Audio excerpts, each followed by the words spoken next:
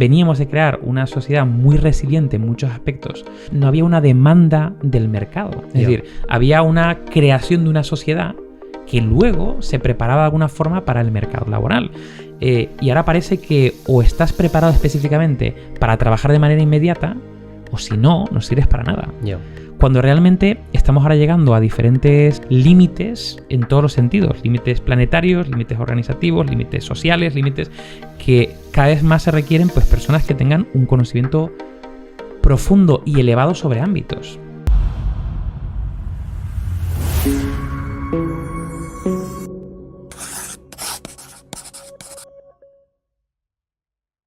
Vale, pues si te parece, David, empezamos. Venga.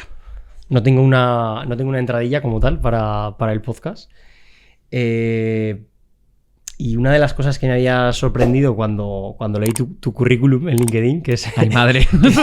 que es infinito. Es infinito. Tienda infinito. Lo voy a dejar en la descripción para que la gente pues, le eche un ojo, pero sí que tengo que dar 4 pinceladas para saber quién tenemos delante, ¿no? Vale. Al final... Por lo que he visto, si te tienes que definir de alguna forma es, y brevemente, es experto en innovación y tecnologías disruptivas. Sí. Ahí no fallo, ¿no? No falla. Vale. Eso es lo que se ha mantenido constante en toda mi vida. Es lo único. Perfecto. Y luego, entre otras cosas, ya empiezo a nombrar, ¿vale? Venga. Ha sido nombrado por la revista Forbes como uno de los mejores 40 futuristas de España en 2021. Lo leo porque no quiero decir nada que no... eres cofundador y CEO, no CEO, CEO tengo aquí apuntado, de las consultoras Innuba y Mindset. Sí, digamos que de Innuba soy ahora el CEO desde hace 2 años. Lo hablaremos, ¿no? Pero vamos, yo soy uno de los cofundadores de Innuba. Mi rol siempre había sido muy pegado con la parte de proyectos. Yo era el director de proyectos, pero desde hace unos 2 años y pico, 3 años, hubo diferentes movimientos internamente y cogí el rol de CEO. Vale. En el caso de Mindset, bueno, he tenido un doble gorro. Siempre que estaba con Innuba por un lado, estaba con Mindset, que también fui cofundador, y mi rol era de CEO. CEO es de director de innovación. Es decir, dentro de todos los proyectos que se hacían, mi rol era más en la parte de innovación. Ahora con Mindset estoy más en el rol de advisor. Es decir, ya no estoy tanto en proyectos de Mindset, sino entro y salgo para dar asesoramiento, consejos en cosas concretas. Vale. Por tanto, mi proyecto core al que le dedico mi vida es el de Innuba. Innuba. Continúo, ¿vale? Porque esto continúa. Cofundador y socio de Darwin y Verne, tengo aquí apuntado, una agencia creativa. Sí. Socio y mentor de startups, varias startups. También trabajaste como responsable de proyectos, que esto tocaremos también el tema, y además en todos los podcasts te lo dicen, tocaremos el tema de responsable de proyectos de innovación en Inditex. Correcto. Y tienes un podcast que se llama Heavy Mental, junto a Miki y Javier Recuenco. Correcto. Y una newsletter que se llama Future Today. Sí. También es docente en escuelas como el Instituto de Empresa y has impartido varias conferencias que además muchas de ellas están en internet. Sí. Yo leo esto, ¿vale? Yo leo esto y la primera pregunta es ¿tú cómo te organizas en tu día a día para que te dé tiempo a estas cosas? O sea, ¿o tienes un piloto automático o cómo haces para organizarte? O sea, la gente me suele preguntar 2 cosas. Primero, si duermo, esa es la primera pregunta. ¿Tú duermes?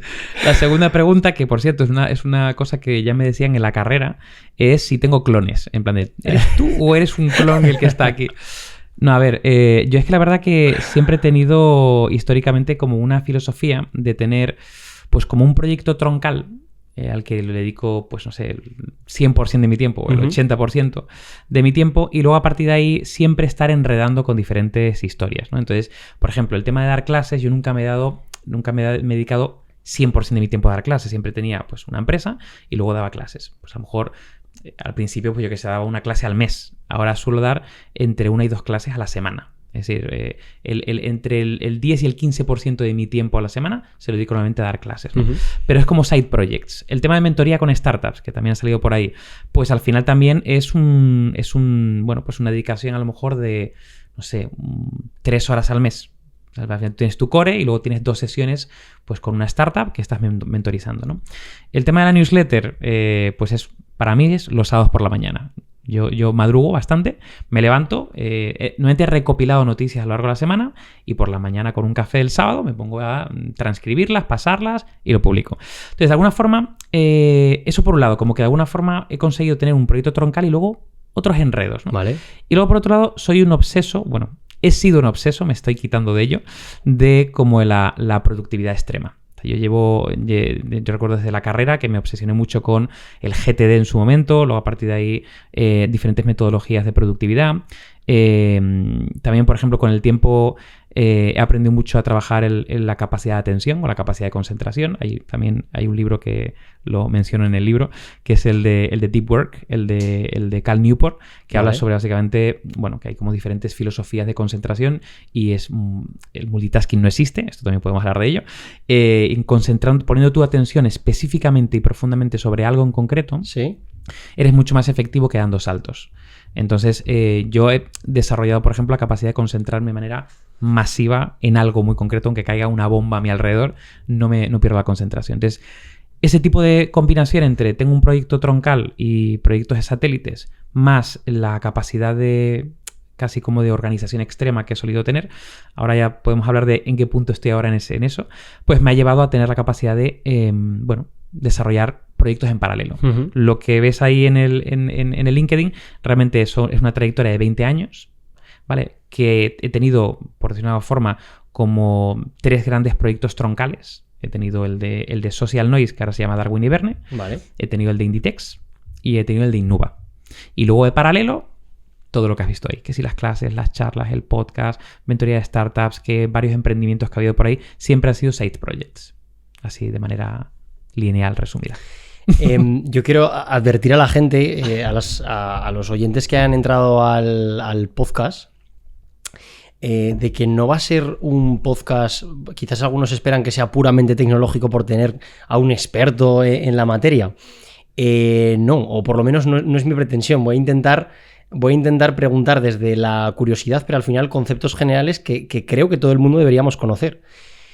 Y mi sorpresa, y ya voy a sacar el libro, ha sido que todavía, por cierto, lo que te comentaba es que, bueno, te lo comentaba antes fuera de la entrevista, no me lo he leído, pero que me comprometo por problemas que he tenido y me fastidia mucho porque antes de las entrevistas me gusta tenerlo bien estudiado. No te preocupes. Pero me comprometo a que cuando salga esta entrevista, es decir, cuando yo virtualmente esté pronunciando estas palabras, me lo habré leído y daré mi opinión para que la gente sepa. Pero echando un ojo por encima, me ha parecido un libro muy accesible. Y fijaos, lo digo a la audiencia, el libro se llama Upgrade, ¿vale? Trata al final de desarrollar tu perfil a prueba de futuro. O sea, el título no engaña a nadie. Desarrolla tu perfil laboral a prueba de futuro. Laboral y tampoco laboral, realmente. O sea, al final es tu perfil... Sí, o sea, pues normalmente, o sea, las competencias que hay en el libro hablamos de 13 competencias. Normalmente están vinculadas con un contexto laboral profesional, pero evidentemente eso aplica a tu vida.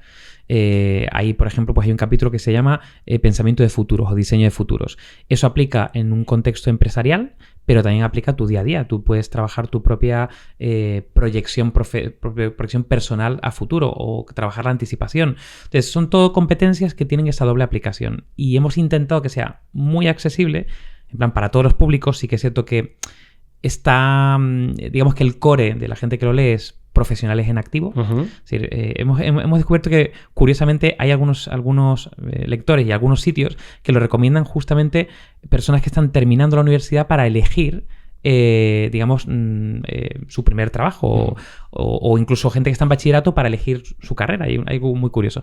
Pero el core son profesionales en activo, más o menos de una edad a lo mejor de entre 25 y 50 años.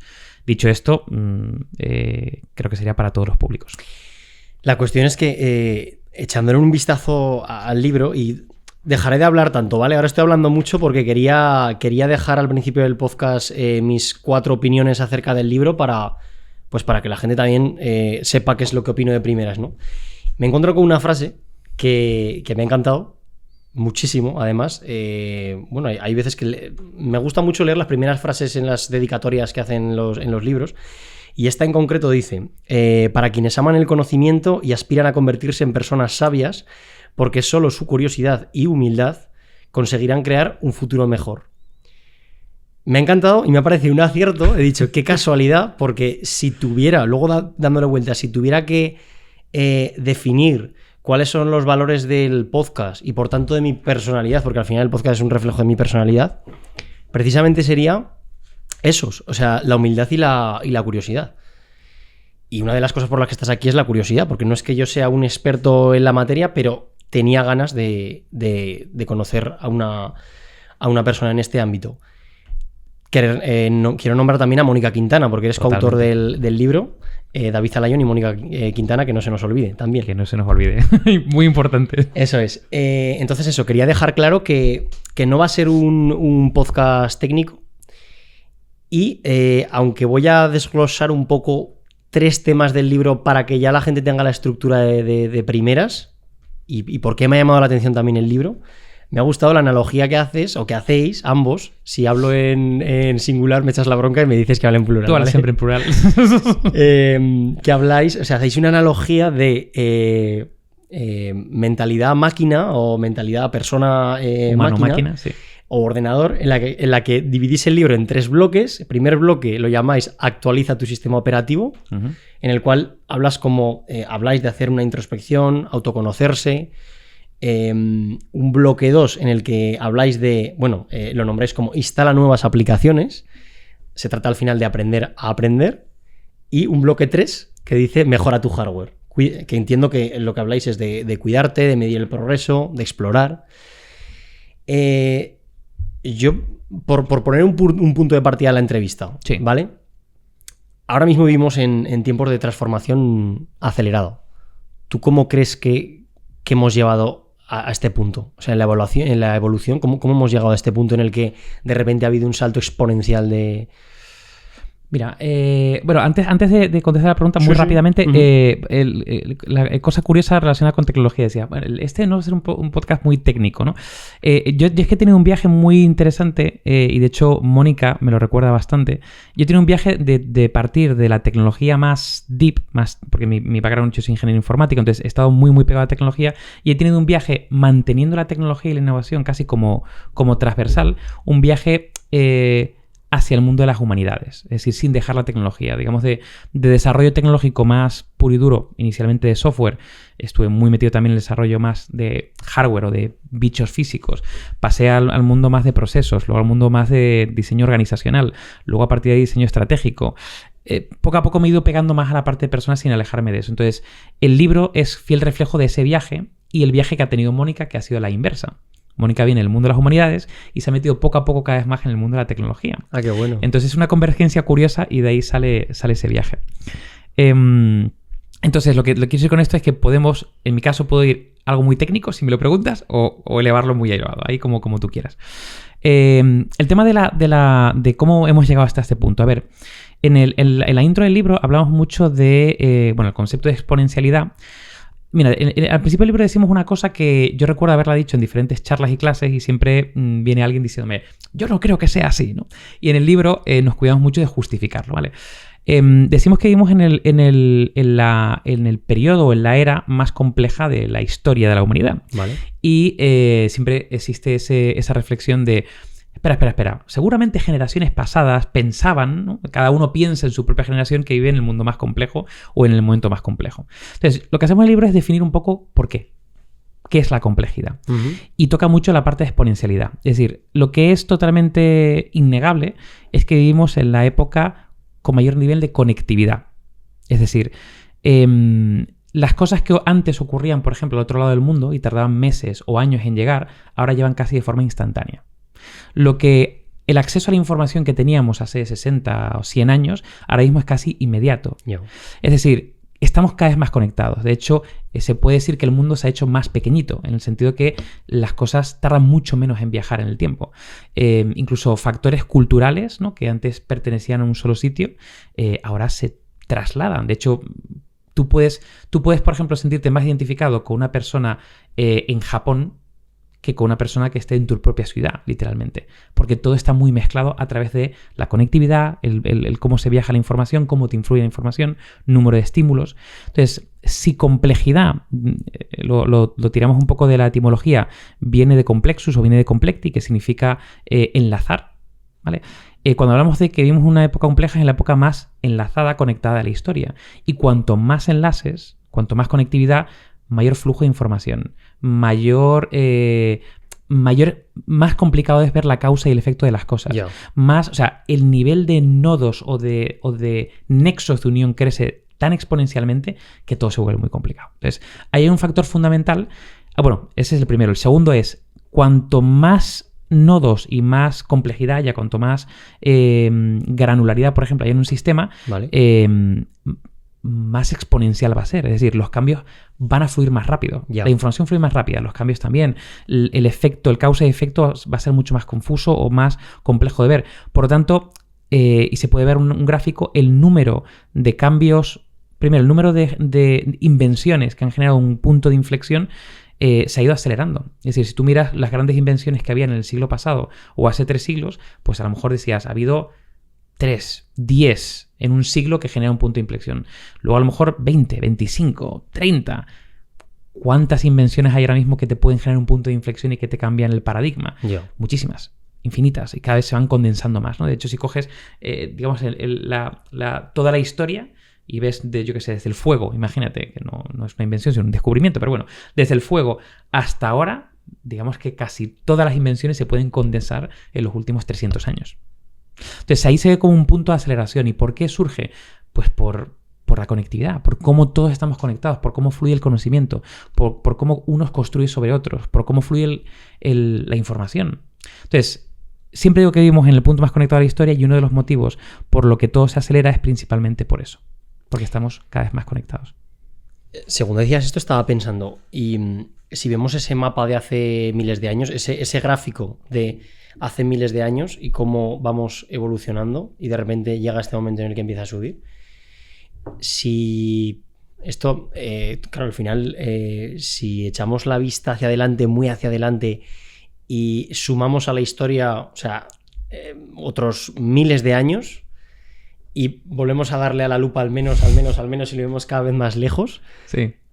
¿Cómo va a ser esta gráfica? Quiero decir, al principio prácticamente no subía nada, ahora sube exponencialmente, parece que ya no puede haber más pendiente, pero por la pinta que tiene, todavía tendremos un crecimiento más exponencial. Bueno, supongo que cómo se dibuja la gráfica suele ser casi como una especie de asíntota tirando a infinito. Eso es decir, como que ya un punto que ya no avanza hacia adelante, sino que casi como que tiende al infinito hacia arriba. Eso es. Si haces zoom, evidentemente ves que avanza, pero desde lejos ves que es literalmente una asíntota que tiende a infinito. A ver, claro, es muy complejo toda la parte de proyección a futuro, que además el libro lo dedicamos un capítulo hablando de diseño de futuros, básicamente porque rompemos un poco esa creencia que se puede adivinar el futuro, tú no puedes adivinar, nadie puede adivinar el futuro. Puede haber cambios que de alguna forma cuesten mucho más desarrollarse, y puedes decir que eso a lo mejor va a permanecer más en el tiempo, ¿no? De hecho, los cambios, así pensando en el futuro, se pueden ver como por diferentes capas, ¿no? Digamos, los cambios que más lentos van y que evidentemente son más fácilmente anticipables, ¿no? Son los cambios, vamos a decir, geológicos, por ejemplo. Pero, por ejemplo, lo que está en la parte de arriba, que son la tecnología o las modas, son cambios que van muy rápidos. Y aquí entre medio pues puede haber cambios culturales, cambios políticos, ¿no? Entonces hay cambios que puedes ver que, a ver, mañana no van a cambiar, y a lo mejor van a estar así durante los próximos 50 años, ¿no? Pero nunca nadie puede adivinar que eso va a ser así. Imposible. ¿Qué se puede hacer? Y es un poco lo que decimos ahí. Tú puedes proyectar diferentes posibles escenarios de futuro. Es decir, en el presente tú puedes decir, vale, si esto se comporta de cierta manera, podemos ir a este tipo de escenarios. Si se comporta de otra, hacia otro, ¿no? Entonces, ¿cómo va a ser esa gráfica? Pues no lo sabemos. Hay algunos que hablan desde la singularidad tecnológica, es decir, que la tecnología va a llegar a un punto, mejor dicho, en este caso, la inteligencia artificial va a llegar a un punto que va a superar, digamos, a la capacidad de procesado de todas las mentes humanas juntas, lo que se puede llamar la superinteligencia o la inteligencia general, ¿no? Artificial general, que llegará a ser una superinteligencia, lo que se llama la ASI. Y en ese punto, pues, no sé, podemos autoaniquilarnos todos, puede ser un futuro distópico. Hay muchos que hablan de casi como una especie de fusión humano-máquina absoluta. Entonces, esa sería como una tipología de escenarios. Hay otro tipo de escenarios, por ejemplo, que puede ser casi como una especie de crecimiento, de vuelta hacia atrás. De hecho, por ejemplo, se habla cuando cuando te pegas mucho, por ejemplo, a factores de evolución más medioambientales, por ejemplo, Vale. pues hay mucha gente que dice que la única forma de revertir, no tanto revertir los efectos, sino casi como de reducir el impacto que estamos generando y tener la capacidad de vivir más tiempo mejor como especie, es de crecimiento. No de crecimiento a lo mejor extremo, pero sí de crecimiento. Entonces, eso puede hacer que, bueno, la tipología de innovaciones que ocurran, pues sean diferentes. No sean a lo mejor de cambio de paradigma, sino sean, por ejemplo, pues para intentar subsanar retos medioambientales que existan, o sociales, o animales, o sea, retos que existen ahora mismo en el panorama. Entonces, eso puede ser que a lo mejor la asíntota cambie un poquito. A lo mejor ya no es tantas innovaciones, o son a lo mejor otra tipología de innovaciones que nos lleven hacia otro sitio. Entonces, hay múltiples futuros. Hay desde futuros distópicos que nos pueden llevar a eso, futuros utópicos. Ahí se habla mucho de un tipo de utopía que es la utopía solucionista, que básicamente es, bueno, inventaremos una serie de innovaciones basadas nuevamente en inteligencia artificial, pero que tengan muchos más factores que harán que no tengamos que trabajar, que hay una especie como de renta básica universal y que nos dediquemos casi a una vida contemplativa o de cultivar la sabiduría o dedicarnos a lo que queramos, ¿no? Eso, por ejemplo, sería utopía solucionista que está ahí, ¿no? Entonces, como puedes ver, hay un abanico infinito de posibilidades en el cual yo ya he aprendido a no casarme con ninguno, sino decir, bueno, veamos cuáles son aquellos que de alguna forma creamos que no deberían ocurrir e intentar anticiparnos a qué es lo que puede pasar para que eso ocurra, por lo tanto, y aquellos que creamos que podían ser beneficiosos para... Claro, depende para quién, ¿no? Para la humanidad, para un país, para una ciudad, para un colectivo. Pero aquellos que creemos que son más beneficiosos, intentar fomentar que eso ocurra, ¿no? Esa es un poco la filosofía que manejamos. Ahora lo que quería es... Vale, llegamos a este punto en el que ya hemos explicado todo el contexto en el que la evolución ha llegado hasta este punto y por qué. Pero ahora también me gustaría saber tú cómo has llegado hasta aquí. O sea, ya quiero saber también un poco más acerca de tu vida, porque además decías que muchas de las personas que leen el libro... son chavales que salen del bachiller o eso bachiller y ya tienen que elegir una carrera. Correcto. Pues yo quiero saber en qué situación estaba el David de aquella época y qué decisiones tomó, por qué tomó esas decisiones, si con retrospectiva fueron acertadas, no fueron acertadas, ¿qué opina? A ver, yo tengo la filosofía de no, digamos, arrepentirme de nada. ¿Vale? Digamos que cualquier cosa que yo creo que, decisión que tomes en tu vida, depende más de ti, de la actitud, de cómo lo abordes o incluso la oportunidad. Tú puedes verlo como un fallo, como una oportunidad de aprendizaje. Lo puedes ver como he perdido el tiempo o he aprendido cosas que no sé, que no me han valido o sacas, incluso extraes de una experiencia negativa algo que te pueda valer, ¿no? Yo, la verdad que no me arrepiento absolutamente de nada y he tenido todo tipo de viajes, ¿no? Pero bueno, concretamente en mi bachillerato, cuando tenía que elegir la carrera, yo estaba muy perdido, ¿vale? Yo estaba entre... hacer una carrera muy, muy técnica. En este caso cogí ingeniería informática, pero por otro lado a mí me encantaba la psicología. Fue otra variable que estaba ahí. Digo, bueno, pues sí, la parte de psicología, además, a mí me gusta mucho la psicología criminal. O sea, yo me quería especializar en esa vía. Y luego, por ejemplo, y esto viene un poco por influencia de mi abuela, que era pianista, yo quería hacer la carrera de piano. Es decir, estaba entre esas tres posibilidades. Como es random, absoluto, muy perdido. Cogí básicamente la ingeniería informática porque pensé que era la que iba a tener más salidas a futuro. Es algo que también me gustaba. Yo ya programaba desde pequeñito, yo había cacharreado mucho, me gustaba mucho la tecnología. Pero bueno, estaba entre esas tres posibilidades, ¿no? No me arrepiento de haber escogido la carrera de ingeniería informática porque me ha dado como una línea base de, no solamente de conocimiento, sino también de casi como de arquitectura mental. Esto es una cosa que yo digo mucho. Ahora mismo se empieza a denostar mucho el tema de las carreras. Vale, esto te haces un FP o te haces 4 cursos, te haces 3 bootcamps y de alguna forma puedes empezar a trabajar. Y lo importante es no lo que hayas estudiado, sino lo que sepas hacer o tu experiencia. Métete pronto. Vale. Yo ahí rompo una lanza a favor no tanto de las carreras universitarias per se, pero sí del concepto de carrera universitaria. Me explico. Una carrera universitaria, independiente de cuál sea, a ti te lleva un tiempo. 3 años, 4 años, 5 años. Te lleva un esfuerzo. Un esfuerzo que de alguna forma estructura la mente en un momento vital de tu vida. Normalmente pues tienes 18 hasta 20 y pico años, ¿no? 20 y pocos años, o 25, o los que sea. Entonces, a ti te estructura mentalmente de una cierta manera, cosa que si no haces, no vas a generar esa estructura mental, no vas a generar lo que se llaman las autopistas neuronales, que de alguna forma te permitan incluso desarrollar tu propia persona.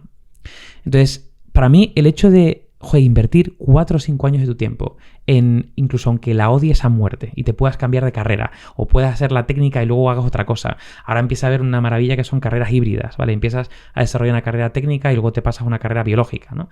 Por ejemplo, me parece fascinante que se empiecen a hibridar, además lo hablamos en el libro, porque yo llevo ya como 15 años hablando de esta movida de lo importante es hibridar.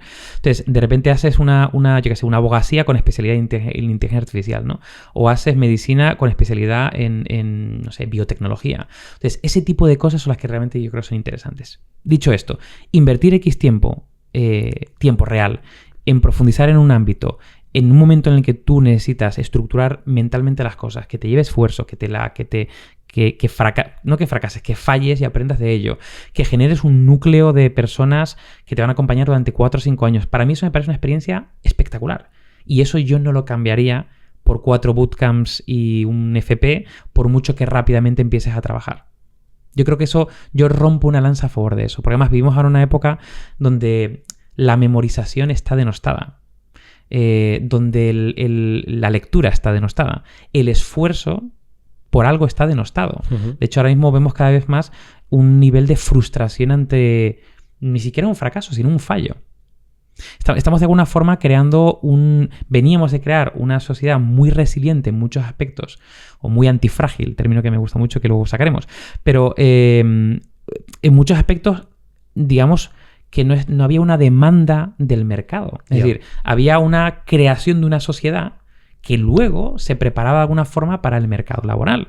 Y ahora parece que o estás preparado específicamente para trabajar de manera inmediata, o si no sirves para nada. Cuando realmente estamos ahora llegando a diferentes límites en todos los sentidos. Límites planetarios, límites organizativos, límites sociales, límites que cada vez más se requieren pues personas que tengan un conocimiento profundo y elevado sobre ámbitos. Ahora se han puesto otra vez, cuando se quitaron de las carreras, de todas las carreras, técnicas, por ejemplo, se quitaron cualquier asignatura de humanidades, ahora están volviendo a ser muy relevantes. Filosofía, antropología, sociología, y se quitaron todas. Las ingenierías inicialmente, ingeniería de caminos, ingeniería aeronáuticas, tenían las humanidades en el core. ¿Por qué? Porque si tú desarrollas un puente, un ferrocarril, o estás impactando en la sociedad de alguna forma, entonces tienes que ser conscientes del impacto que puede llegar a tener. Esto no lo sabía. O sea... Sí, inicialmente todas las ingenierías, las originales, todas tenían una capa muy fuerte de humanidades y se fueron perdiendo básicamente porque se fueron sofisticando las partes técnicas que llevaban más tiempo. Por lo tanto, decían, ¿qué sobra de aquí? Pues sobra esto. ¿Para qué? Para dedicar más tiempo a la construcción técnica de las cosas, ¿no? Cuando poco a poco se va viendo cada vez más que no puede ser, que cuando quites la parte de humanidades se convierten, las personas, los ingenieros, yo me incluyo, yo tengo que tener una especie como de desaprendizaje de ingeniero en muchos aspectos, básicamente para intentar abrir tu mente. Porque llega un punto que estás concentrado en la tarea, en lo específico, y te pierdes, la foto completa. Entonces, yo creo que hay que empezar a compaginar esas cosas. Al igual que, por ejemplo, yo reclamo mucho que las personas que se dedican o que se meten en el mundo de las humanidades no pierdan de lado el área de tecnología. ¿Por qué? Porque todo es tecnología. La tecnología, como base fundamental, es casi como el sistema operativo de nuestra sociedad. Todo está tecnificado. Entonces, si no lo entiendes con un cierto nivel de profundidad, no puedes tomar decisiones, literalmente. Ahora que lo dices, estoy viendo, de hecho, muchos perfiles tecnológicos, o que se supone que son tecnológicos y específicos, como por ejemplo puede ser tú o Carmen Torrijos, o diferentes expertos también que sigo de cerca, que se interesan potencialmente y no ahora, pero ya llevan un tiempo interesándose e intentando inculcar la importancia del grado humanístico en la formación.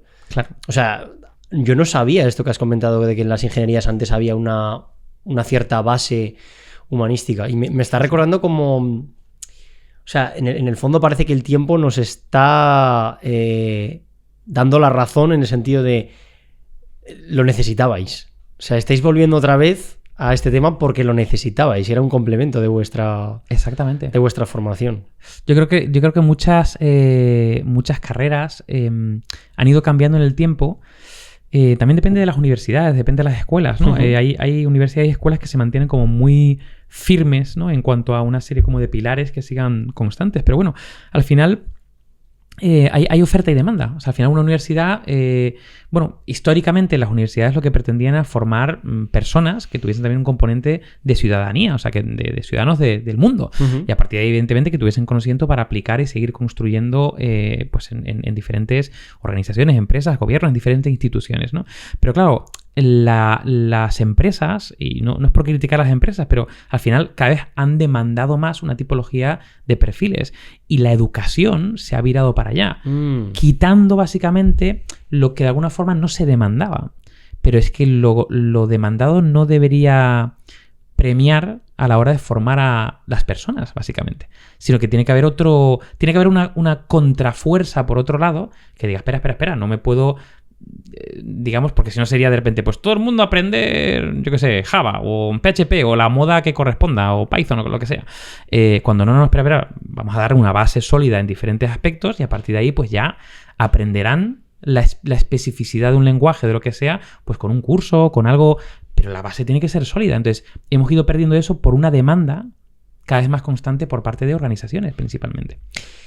Es que justo este tema que es el que estabas hablando, ¿no? Y al final era una pregunta que te quería hacer, era el tema este de qué opinabas, que ya has dado tu opinión, acerca de este enfoque pragmático que se le quiere dar a cualquier aprendizaje. Sí, con esto no hace falta que te saques una carrera, ahora necesitas simplemente con 4 cursos te es suficiente.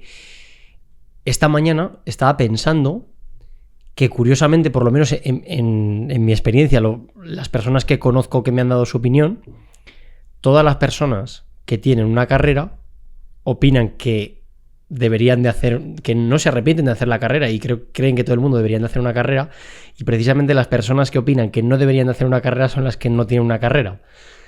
Pero he querido llegar más allá, digo, vale, ¿y por qué los que hemos hecho una carrera pensamos que conviene hacer una carrera? ¿Por autojustificarnos que realmente lo que hemos hecho merece la pena? ¿O realmente pensamos de verdad? O sea, ¿tenemos ese sesgo de que merece la pena lo que hemos hecho? ¿O tenemos... o realmente estamos convencidos de que sí, ha merecido la pena? Y me he quedado un poco pensativo con esto, ¿eh? Yo si quieres, le doy una vuelta más a esto. Yo pasé por una época en la que yo dije, me arrepiento de hacer la carrera. O sea, y he vuelto. Vale. Es decir, yo hice la carrera, año a año, bien, tal, proyecto fin de carrera. Yo empecé a trabajar en tercero de carrera. O sea, yo, en el verano de segundo de carrera, yo empecé a currar ya. O sea, que yo realmente el tercer, cuarto y quinto año lo compaginé currando. Ahora, en retrospectiva, me arrepiento de eso, porque no pude disfrutar realmente de esos años de carrera, porque realmente estaba... Pero bueno, el caso es que yo cuando terminé la carrera dije, no sé nada, no me han enseñado nada. Es decir, yo recuerdo, por ejemplo, entrar en mi primer trabajo, que al final como analista programador en este caso, y realmente yo PHP no la aprendí en la carrera. Bueno, mentira, hice una de libre elección que yo la cogí buenamente y luego en ese momento, que estoy hablando del... Claro, ya uno va peinando canas, ¿vale? Entonces, estoy hablando del 2005, que en ese momento, claro, Internet era otra película. Ahí empezó a salir los blogs, empezó a salir WordPress. O sea, imagínate, o sea... Sí. Entonces yo me programé mi propio CMS. Mi propio WordPress me lo programé para el blog que yo saqué en su momento que se llamó Pisito en Madrid. Luego ya me pasé a WordPress. Pero yo, entonces, por pura curiosidad y de repente empecé a adquirir un conocimiento de base de WordPress y entré en mi primer trabajo. Y dije, esto lo he aprendido yo porque he querido, pero no me han enseñado la carrera. ¿Qué demonios me han enseñado en la carrera? Yeah. Y claro, a partir de ahí empecé con la autoconvicción de decir, la carrera no sirvió para nada, porque no me ha enseñado. Yo podía haber hecho un curso de PHP o no sé cuánto. Claro, cuando ya pasa un tiempo y coges perspectiva y ya no solamente te dedicas a desarrollar una aplicación, sino que empiezas, por ejemplo, a coordinar equipos o empiezas a meterte en proyectos complejos donde la tecnología, donde tu base no está en desarrollar específicamente una funcionalidad, sino en coger una tecnología y meterla en un contexto real, como puede ser en una tienda, como puede ser en un espacio físico, una campaña de marketing. Es decir, cuando te empiezas a dar cuenta que tu cabeza, piensas cosas o de alguna forma razonas de cierta manera que probablemente, y sin probablemente, porque yo he montado muchos equipos, he contratado a muchas personas, alguien que específicamente no ha tenido ese recorrido tiene esas cosas en cuenta. Yo las tengo en cuenta porque de repente he dicho, claro, es que yo he estado 3 años peleándome con una cosa que se llamaba fundamentos de computación o dirección operativa. Me he estado 3 años peleándome con eso y de repente hay cosas que están insertadas en tu cerebro que te hacen pensar de una cierta manera. Entonces, ahí es cuando digo, ostras, esa es la importancia de la carrera. Porque luego tú te puedes hacer miles de cursos pequeños, especializaciones en cosas, pero la base fundamental de cómo tú piensas se forja no solamente en un periodo concreto de crecimiento de tu edad, ¿no? De la edad que cada uno tiene, normalmente cuando estás en el periodo adolescente, aunque también previamente, pero bueno, un punto importante, sino cuando le has dedicado mucho tiempo a algo. Y, joder, dedicarle 3, 4, 5 años de tu vida a una carrera es mucho tiempo. Yo lo pensaba, digo, ¿a qué cosas le he dedicado yo 5 años de mi vida?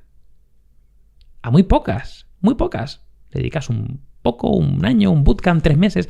Ahí es cuando se forjan ciertas cosas, y además en un momento concreto. Entonces, yo pasé de arrepentirme de hacer una carrera a decir, no, la carrera realmente tiene un valor fundamental, no solamente por el conocimiento que adquieres, que incluso creo que puede ser menor, sino cómo de alguna forma te amuebla o te cablea tu cabeza a la hora de continuar. Esto es curioso porque por lo menos a mí personalmente, o quizás fui yo que no puse mucha atención, pero es algo que no me explicaron. O sea, que me hubiera gustado que por lo menos, aunque sea de soslayo, pues te lo hubieran comentado, ¿no? Oye, seguramente habrá momentos en los que penséis que lo que estáis aprendiendo no es relevante. O no se está siendo fructífero o aplicable, como lo quieras llamar.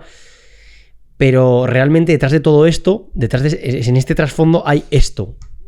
Porque habría algo que me hubiera hecho seguir adelante y no el pensar en, mira, voy a sacar un 5 para que no me coman la cabeza, porque si no... Y claro, al final pues es curioso que te tengas que dar cuenta con el tiempo de esto, que al final pues esto también lo hablaba con Carmen, exactamente pues lo que estamos hablando ahora, que es una pena también que muchas veces no sepamos aprovechar la carrera por la forma de aprender, ¿no? Que muchas veces, o por lo menos en mi caso, fue, venga, mira, no voy a... Además esto lo hablas en el libro, lo de la diferencia entre aprender y aprehender, ¿no? Muchas veces ya dices, venga, por memorización te voy a sacar un 5 y ya está, pero no te esfuerzas ni siquiera en entender un concepto que si te esfuerzas en entenderlo, es difícil que lo olvides ya. O sea, claro, por la forma de aprenderlo. Y ya no sé si es, le decía a Carmen, ya no sé si es por el trajín que llevas, por la cantidad de exámenes, por la mala organización, le digo, por la mala organización nuestra.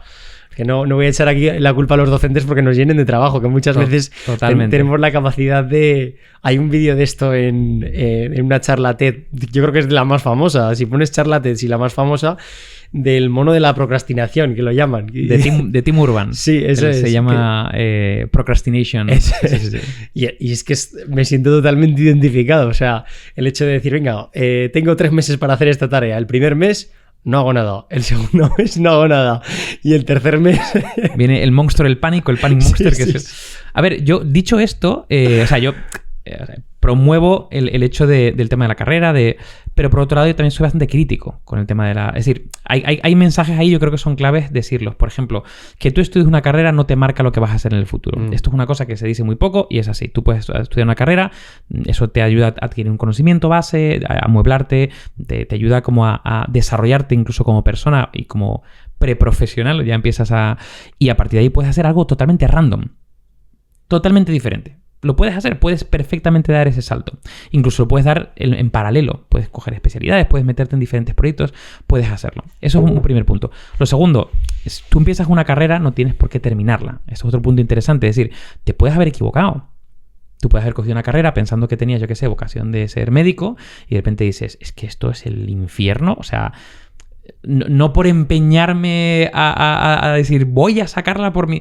Pues no, a lo mejor te estás equivocado. Pues a lo mejor haces un año y dices, oye, pues me he equivocado. Eso lo decía, por ejemplo, un autor que se llama David Epstein, que decía, que tiene un libro muy interesante que se llama Amplitud, que lo que decía es que, y esto ocurre en Estados Unidos, creo que ocurre también en diferentes países europeos. Ahora se empieza a poner de moda tener lo que se llama ese periodo de sampleo, el sampling period, que básicamente es, vale, yo con 18 años no tengo ni pajolera idea de lo que quiero estudiar. Voy a coquetear con cosas. Me cojo una asignatura aquí, una asignatura allí, no sé qué tal, y empiezas a probar y tienes como un año casi de prueba para luego ya ir especializándote. Uh-huh. Pues oye, a lo mejor escoges una carrera que pensabas que tenías vocación y dices, oye, pues no. Pero no pensarlo desde esto me está costando mucho, No. Cabeza fría de decir, no, mira, esto no tiene ni pies ni cabeza, me doy el salto a otra cosa, o a lo mejor dices, mira, no tiene cabeza, pero creo que hay una oportunidad de darme un salto en segundo año y a lo mejor ya te lo... Entonces, no tienes tampoco por qué empeñarte en terminar la carrera, ¿vale? Ese es otro punto interesante. Y luego, yo soy muy, muy crítico con cómo se plantea el currículum académico de las universidades en España. Uh-huh. Y muy crítico con muchas asignaturas y muy crítico con muchos profesores. Entonces, hay que ser inteligente. Me explico. Yo hay asignaturas que yo iba por aprobarlas. ¿Por qué? Porque yo conscientemente, y además ya estando trabajando, no sé, como que ya de alguna forma ya empieza a tener muchos criterios de decir, vale, esto que me está contando este profesor, no solamente no creo que lo vaya a aplicar, sino que realmente, no sé, a lo que yo ya creo que me voy a dedicar al futuro, a lo mejor no tiene ni sentido. Entonces, claro, ¿qué ocurre? Que si yo le quiero dedicar el mismo tiempo a todas las asignaturas, pues a lo mejor le voy a dedicar el poco tiempo porque tengo poco, porque... Claro, yo, por ejemplo, le dediqué mucho tiempo a la asignatura de inteligencia artificial de la carrera y muy poco a otra asignatura que a lo mejor, por ejemplo, sí que es sistema operativos. Pues le dediqué súper poco tiempo. Es como, ok, vale, pa'lante. Entonces, creo que hay que también ser inteligentes en ir eligiendo en qué ponen los esfuerzos, porque si le aplicas a todo lo mismo, pues a lo mejor no aprendes nada, es decir, no te vas a quedar con nada. Si tú eliges una asignatura donde dices, joder, voy a realmente coger y voy a profundizar, ¿por qué? Porque me mola, porque creo que va a aplicar a futuro, porque a mí, por ejemplo, todas las asignaturas de programación me fliparon, entonces yo me metía a saco, ¿no? Por ejemplo, inteligencia artificial, pero por ejemplo había otras que decía, claro, es que yo sé que no voy a dedicarme a fabricación de hardware, o por ejemplo, no voy a dedicarme, fíjate, te pongo un caso en concreto. Yo me dediqué mucho tiempo, porque pensé que me molaba, y me molaba en ese momento, a todo lo que tiene que ver con la parte de redes. Diseño de redes físicas y diseño y programación de redes. Redes, la parte lógica. Redes. O sea, es decir, cómo se transmiten los datos, puntos, o sea, todo eso. Servidores. Y es algo que descarté con el tiempo. Es como no me ha gustado. Pero en ese momento estaba convencido. Y eso me hizo que haya asignaturas que dejase de lado. No de lado de suspenderlas. Al final lo saqué todo, pero decir, puede dedicar poco tiempo, porque a lo mejor... Entonces, rompo una lanza de nuevo. Tengamos visión crítica también con las asignaturas, con los profes, con los estos, pero, joder, concentremos los esfuerzos en aquellas cosas que nos interesan. Una pregunta que me interesa además mucho y quiero profundizar en el tema. Vale. Ahora se ve mucho, mamás y papás... Es que ya... Vamos ya a un perfil en el que ya el chaval o la chavala ya está en la universidad estudiando, entra en su primer año o segundo año y se encuentra pues lo que acabas de comentar tú ahora, asignaturas en las que pues ha invertido más tiempo porque probablemente le ha gustado más, o por el docente, por lo que fuese, pero ha sacado mejores notas que en otras en las que pues puede tener un 5 pelado, ¿no? Entonces llega... Bueno, ya no es lo mismo que la escuela y tus padres no te van a echar la bronca, pero siempre queda ese pozo de responsabilidad de has sacado un 5 y tu padre o tu madre pues tienden a opinar y te dicen qué mal, ¿esto qué pasa? O tal. Entonces, aquí quiero que me cuentes cuál es tu opinión. O sea, si por ejemplo fueses padre y te llega tu hijo y llega con un 5 en unas asignaturas y con otras muy buenas notas, ¿cómo actuarías tú? A ver, yo no soy padre. Ponte en la situación. Pero me hago el roleplaying. No, a ver, yo creo que depende mucho de el motivo por qué ese niño o esa niña o ese adolescente, ese universitario, haya sacado esa nota o no, ¿vale? Si es un tema, vamos a decir, por poner un extremo, ¿vale? De vaguería extrema. Vale. O de, no sé, o ves, por ejemplo, que está metiéndose en un camino bastante peligroso de circuito de la recompensa y adicción a, yo que sé, a redes sociales o a whatever, y eso le ha hecho que haya suspendido... Eso yo lo trataría de forma diferente que si me dice, yo podía haber sacado mejor nota, pero he decidido concentrarme en estas asignaturas que me apetecen mucho más y sacar matrícula en esta, yo qué sé, por ejemplo. Yo se lo vería... O sea, me parece que está razonando el por qué lo ha hecho, literalmente, ¿no? Lo trataría de forma diferente si hay una justificación razonada, adulta y madura, que si realmente ha sido porque preferiría estar fumando canutos con mis colegas en el parque, ¿vale? Entonces, para mí es muy diferente. Uno, me parece que no estás llegando a tu máximo potencial. Estás perdiéndote muchas cosas en un momento de tu vida que creo que es bastante relevante. Creo que en ese momento de tu vida también tienes que irte de fiesta, tienes que probar mierdas, tienes que hacer de todo. Pero, joder, aprovecha también la oportunidad que tienes aquí. Entonces, creo que estás desaprovechando oportunidades, no estás llegando a tu máximo potencial, estás metiéndote en una especie de ciclo dañino. Yo lo trataría diferente a, mira, lo has razonado como un adulto, con un nivel de madurez determinado, eres un crack. Ya está, o sea, me parece genial. Entonces, yo creo que sería, no sé, si fuese padre, creo que sería un padre bastante... Bueno, que iría un poco al porqué de las cosas. Vale. E intentaría que haya un porqué. Porque si no hay un porqué, si no sabes por qué has sacado eso, pues entonces aquí también hay algo que falla. Es decir, hay un punto también de autoconocimiento de qué ha pasado, porque además puede haber pasado perfectamente, yo que sé, que hayas tenido un mal día, o que hayas tenido, yo que sé, que la has roto con tu novia de ese momento, o que, yo que sé, tu profesor te haya cogido manía, whatever, pueden pasar mil cosas. Pero, joder, que ese pensamiento de segundo grado, de tú autorrazonarte por qué has hecho las cosas o hacerlas de manera consciente, me parece más importante que lo otro. Estamos ahora mismo en un punto de la entrevista en el que estamos como siguiendo un poco también la evolución de tu vida. Pues tú has elegido hacer una carrera que en este caso era ingeniería informática. Sí. Vale. Llega el momento también de salir de la carrera y entrar en el mundo laboral. Sí. ¿Vale? No sé por dónde empezar antes. Si por preguntarte cómo fue tu salida al mundo laboral. Vale. O por preguntarte, que es una cosa que me interesa también, por el tema de los que es más general, que son los perfiles que tú llamas neogeneralistas o perfiles transversales. Está ligado. Por eso. Vale, a ver, yo... Esto es una cosa curiosa, claro. Yo cuando salí de la carrera, yo ya había hecho cosas de manera bastante extraña para ser un ingeniero. Es decir, la gente que había hecho prácticas en tercero, cuarto, quinto de carrera, en empresas, habían empezado como analista programador, estaban, bueno, casi siempre empezando como programador en una empresa o más ingeniero de sistemas, pero junior, y a partir de ahí, vale. Yo en el verano de segundo de carrera, yo estuve un verano completo como analista programador en una empresa de software, ¿vale? Y dije, me encanta programar, me quiero pegar un tiro en una empresa de esto. ¿Por qué?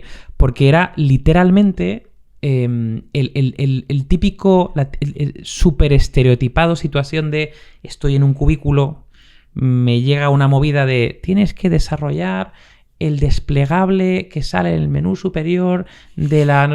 Y era como, a ver, lo puedo hacer, genial, lo voy a hacer, pero yo necesito de alguna forma, no sé, entender las cosas, entender para qué sirve, aunque desarrolle el menú, pero para qué sirve qué estamos haciendo, para qué estamos haciendo lo que estamos haciendo.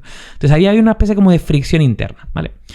Tengo que decir también que, claro, yo en segundo o tercero de carrera, claro, yo monté un blog. Esto puede pasar súper anecdótico, pero me empecé como a interesar mucho por la escritura. Es decir, yo escribía artículos, de ahí empecé a escribir artículos en Personal Computer, de ahí a escribir críticas en Cinemanía. Es decir, tuve una época de editor, literalmente de 3-4 años, bueno, incluso más, en Personal Computer más tiempo, donde me apeteció mucho escribir. Y eso era raro para un ingeniero. Es decir, yo, no sé, los comentarios que ponía en el código estaban escritos como si escribiera una novela, literalmente. ¿Vale? ¿Sí? O sea, me encantaba, no sé, me apetecía mucho, ¿vale? Escribir y escribir bien y profundizar mucho en la parte de escritura. Entonces eso ya fue como súper extraño combinado con eso. Luego el blog que tenía, bueno, pues tuvo un tráfico bastante elevado y eso hizo que empezara a tener colaboraciones con marcas. Entonces, no sé, de repente empecé a interesarme por el mundo del marketing. ¿Por qué? Porque ya tenía como que anunciar mi blog y tenía que promocionarme y tenía que hacer como campañas. Entonces empecé a interesarme mucho por ese mundo.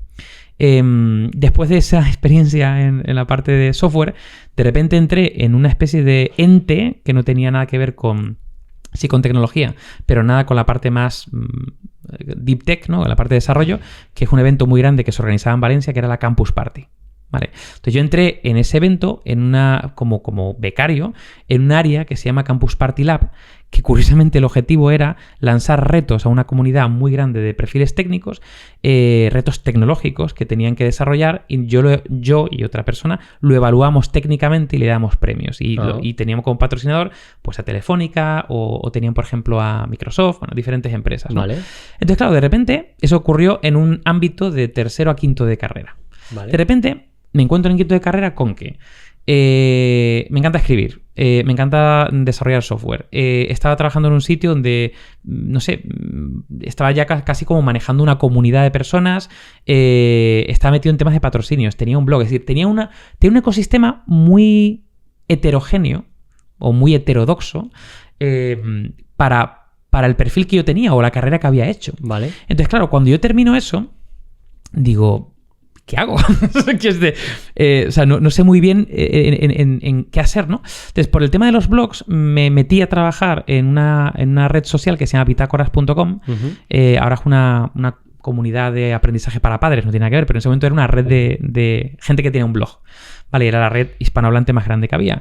Y me metí ahí básicamente como community manager y como perfil más de desarrollo de producto. Es decir, el objetivo era desarrollar funcionalidades de esa red social que había. Y me especialicé mucho en tema de producto y también en tema de community manager, porque claro, me gustaba escribir, pues yo también llevaba súper random. Vale. Entonces, claro, siempre digo que la parte más neogeneralista, es decir, la parte más de tener áreas de profundidad en diferentes ámbitos, pero también transversalidad, yo la mamé desde segundo o tercero de carrera. Ya tenía muchos conocimientos de marketing, muchos conocimientos de comunicación, muchos conocimientos de generación de contenidos, pero de forma paralela tenía conocimientos súper hard en temas de programación, o en ese caso porque me especialicé en temas de diseño de redes. O sea, una cosa como muy... Tenía mucha amplitud y bastante profundidad, entonces de alguna forma como que se abrió un campo de posibilidades muy grande. Y eso derivó a mi primer emprendimiento, que fue como mi gran primer trabajo que tuve después de la carrera, por ese paso por Bitácoras, que conocí a dos personas muy locas que querían montar una agencia de marketing digital y la querían montar muy pegada a la tecnología. ¿Por qué? Porque el marketing hasta hace relativamente poco lo llevaban pues personas que habían estudiado marketing o comunicación y pues hacían campañas offline o campañas de imprimir cartelería, diseños finales. Pero claro, de repente se metían en el mundo de las redes sociales. Porque esto, ¿hablamos de qué año, perdona, David? Hablamos de 2009. Claro, es que es otro mundo distinto. Claro, 2008-2009. Claro. Habíamos pasado de programar webs a pelo a los CMS a de repente las redes sociales, ¿vale? Tú piensas que Facebook empezaba en ese momento, 2007-2008, a empezar a tener las primeras campañas de marcas. Una locura. Entonces, claro, esta gente fue muy visionaria, Fermín y Miguel, tenían una agencia de marketing tradicional y querían montar una agencia de marketing digital y muy especializada en redes sociales. No había nada. Era como todo por hacer. Y tuvieron también estaba Jacobo Pérez, buen amigo, director creativo. Y claro, buscaban a perfiles un pelín diferentes para esa agencia, para montarla. Y entonces, claro, me encontraron a mí, que era un perfil muy random, porque tenía conocimiento técnico, buscaban un perfil tecnológico. Vale. Para ser director de tecnología de esa nueva agencia que estaba creando. Pero a su vez, claro, era como director de tecnología, pero vas a tener que hablar con perfiles creativos y con planning estratégico y tienes que ser un políglota. Vas a tener que hablar como diferentes cosas. Y no puedes ser mega ingenieril porque te va a venir un director creativo y te va a decir, ¿se puede montar una cosa que haga no sé qué? Pues si tú te pones ahí pues no va a salir. Pero si abres la mente y dices, venga, vamos a ver cómo se puede hacer, ¿no? Entonces, claro, fue un match perfecto. Para mí era una cosa perfecta porque era algo de base tecnológica, pero tiene un campo de exploración infinito y para ellos pues habían encontrado un perfil raro de narices que les daba también posibilidades de hacer muchas cosas. Entonces, pues fue una época muy bonita. Y ahí para mí fue el comienzo de, me encanta profundizar en ámbitos, pero teniendo transversalidad y empezar a abrir como de campos o áreas anexas. Es decir, oye, quiero saber muy poquito de esto y luego de esto Pero fue una época muy bonita y además fuimos en Socialnoise muy pioneros, porque fuimos los primeros certificados por Facebook en España, los primeros certificados por Twitter en España, los primeros que utilizaron la API de las redes sociales para generar aplicaciones. O sea, era un campo todavía muy, muy interesante por explorar. Y ahí aprendí, bueno, fue un máster intensivo espectacular de cómo ves diferentes realidades, perfiles tecnológicos, perfiles creativos, perfiles más analíticos o más estrategas, y como de alguna forma todo tiene que converger, casi como orquestar. Uh-huh. A mí me gusta mucho el término, que además el Recuenco lo utiliza mucho, de orquestación cognitiva. Yo me sentía como una especie de orquestador de orquesta, un director de orquesta que estaba en el centro, donde tenías planes estratégicos, directores creativos, no sé qué tal, y estabas como entendiendo a todo el mundo y teniendo que de alguna forma conseguir que todos sonasen al unísono una melodía, que era una campaña en este caso, ¿no? Entonces fue una época maravillosa. Ese fue mi salida, así con todos los efectos y todo el peso, al mercado laboral. Para aquellas personas, David, que puedan estar en una situación similar que la tuya, para jóvenes que estén en una situación similar a la tuya, en la que vean que hay muchas cosas que les empiezan a llamar la atención, que son muy diferentes entre ellas, que pueden estar atendiendo a todas o que igual están haciendo una carrera simplemente y ya está. Claro, tú se dio la casualidad de que, bueno, casualidad, no vamos a llamarlo suerte porque al final todo se busca, ¿no? Pero apareció en tu vida, pues lo que comentabas tú de conocer a esas personas. Entonces, ¿por qué ámbitos o cuáles son los caminos que deben de tomar estas personas que están un poco más perdidas para poder centrar esfuerzos y intentar, ¿cómo te diría? Que esas oportunidades aparezcan? Claro. A ver, por ordenarme mentalmente las ideas. 3 ideas fuertes, ¿vale? Primera idea fuerte, tienes que especializarte en algo. Esta es una idea fuerte. O sea, yo no creo en los perfiles generalistas. Los perfiles generalistas son de alguna forma aquellos perfiles que tienen muchas competencias transversales, lo que se suele llamar don de gentes, ¿no? Pues liderazgo, capacidad interpersonal, intrapersonal, capacidad de comunicación. Bueno, son un montón de competencias transversales que son geniales. Y luego a lo mejor hay algunos que tienen un poco de conocimiento en diferentes áreas, ¿vale? Eso está genial, pero realmente eso a lo mejor te puede llegar a servir cuando tienes un recorrido y una experiencia. Al principio tienes que coger un área de expertise y realmente tener criterio y casi como autonomía en ese área. Ese sería mi primer consejo. Coge un área donde puedas especializarte. A lo mejor no hiperespecializarte, pero como mínimo tener criterio y tener capacidad incluso de autonomía, de desarrollar proyectos porque tienes ese conocimiento. Y luego a partir de ahí ver qué áreas anexas, sería mi segunda idea fuerza, qué áreas anexas te pueden interesar mezclado con eso. En mi caso, mi área troncal era la tecnología, pero a mí me encantaba el marketing y la comunicación. Y vi la oportunidad de empezar a aprender mucho, es decir, yo no me quedé en la tecnología puramente para desarrollar campañas, sino que yo me metí a saco a aprender de marketing. Yo controlaba mucho de campañas, de comunicación de las campañas, de generación de contenidos. Luego ya me metí en el SEO, en el SEM, o sea, en muchas cosas que me parecían muy interesantes. Por lo tanto, ya empiezas a tener como un perfil un poco más híbrido, ¿vale? Sigues teniendo tu área troncal, pero de repente, claro, yo después de 3 años dedicado a marketing digital a saco, yo empecé a dar clases de marketing digital. Perdona que te interrumpa, David, pero si tu área, si tu principal formación era ingeniería y luego te empezaste a interesar por el marketing, cuando dices que te empezaste a interesar por el marketing y ya entendías de campañas y demás, ¿hubo una formación oficial o de forma autodidacta tú ibas viendo cositas y...? Ambas. O sea, en mi caso tuve la suerte de que había una especie de learning by doing, porque estaba rodeado de perfiles profesionales en ese ámbito y yo aprendía mucho de ellos. Ese es un factor. Pero luego yo me formé. O sea, yo me hice cursos de marketing, cursos de community management en ese momento. Cosas que de alguna forma decía, bueno, esto tampoco es muy de mi core, pero son cosas que te dan criterio para la toma de decisiones. Es decir, yo entendiendo cómo en ese momento funcionaba un community manager, me dio la capacidad de entender cuáles eran las necesidades que tenía para desarrollar soluciones tecnológicas. Entonces, son cosas que de alguna forma...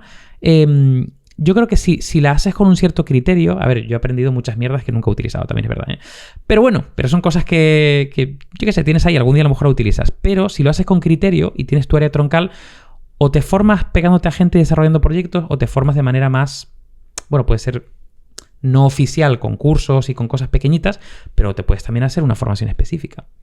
Pero siempre con no sé, con cierto criterio. Y además, en este caso hay otra cosa muy que eso me ha acompañado a lo largo de mi vida. Yo casi siempre he aprendido las cosas que de alguna forma quería aplicar. Es decir, nunca he aprendido, creo que algo que no haya aplicado en el corto plazo. Es decir, quiero meterme a hacer proyectos de marketing. Voy a aprender sobre ello porque voy a montar un proyecto de marketing. O quiero aprender algo que... Pero aprender, por ejemplo, una cosa que yo siempre digo, aprender las cosas en abstracto. Yo, por ejemplo, recuerdo en la época de Inditex que empecé a aprender chino, porque teóricamente iba a viajar mucho a China. Y estuve un año aprendiendo chino. Nunca viajé a China. De hecho, viajé a Japón, a todas las partes de Asia, pero nunca fui a China.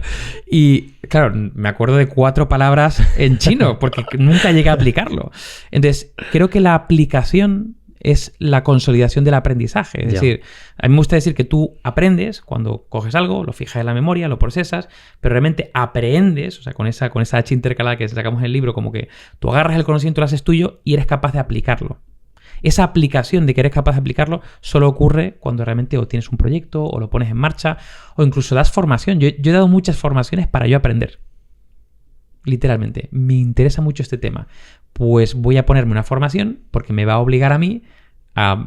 Bueno, pues evidentemente no das una formación experta, das una formación de introducción y por lo tanto a ti te empuja, digamos, a acelerar tu aprendizaje para tener una cosa básica, ¿no?